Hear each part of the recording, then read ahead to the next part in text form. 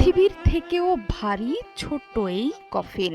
এই কফিনেই চির ঘুমে ইরানের সাবেক সর্বোচ্চ ধর্মীয় নেতা আয়াতুল্লাহ খামেনির নাতনি জাহরা মোহাম্মদী গোলপায়গানি। মাত্র 14 মাসের যে শিশুর এখন মা বাবা সহ পরিবারের সবাইকে নিয়ে হেসে খেলে দিন কাটানোর কথা, সবার ভালোবাসা নিয়ে বেড়ে ওঠার কথা, কিন্তু সেটি আর সম্ভব হলো না। পৃথিবীর আলো বাতাসে বড় হওয়ার সুযোগটুকু পেল না ছোট্ট শিশুকন্যাটি। ভয়ঙ্কর এক দানবীয় শক্তি এসে সবকিছু লণ্ডভণ্ড করে দিয়ে চলে গেল।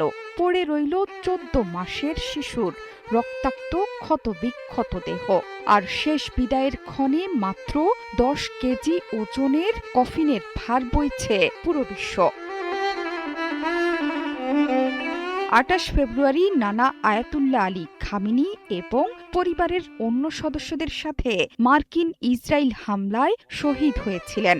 সর্বোচ্চ নেতার জানাজার পাশাপাশি পরিবারের 4 সদস্যের নামাজে জানাজা অনুষ্ঠিত হয়েছে। তবে সবচেয়ে বেশি চোখে পড়েছে 14 মাস বয়সী নাতনি জাহরা মোহাম্মদী গোলপায়গানির ছোট্ট কফিন। এই কফিন দেখে আবেগ আপ্লুত হয়ে পড়েছেন বিশ্বের কোটি কোটি মানুষ।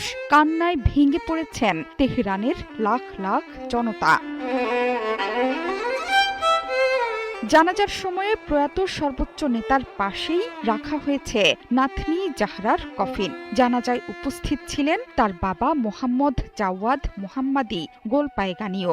এই হামলায় জাহরার মা এবং খামেনির মেয়ে বুশরা খামেনিও শহীদ হয়েছেন।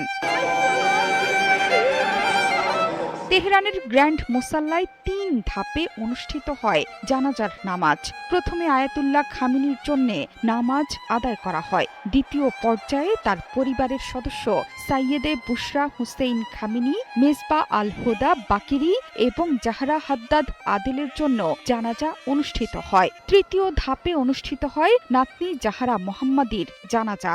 এই জানাজার নামাজে ইমামতি করেন গ্র্যান্ড আয়াতুল্লাহ জাফর সোবহানি।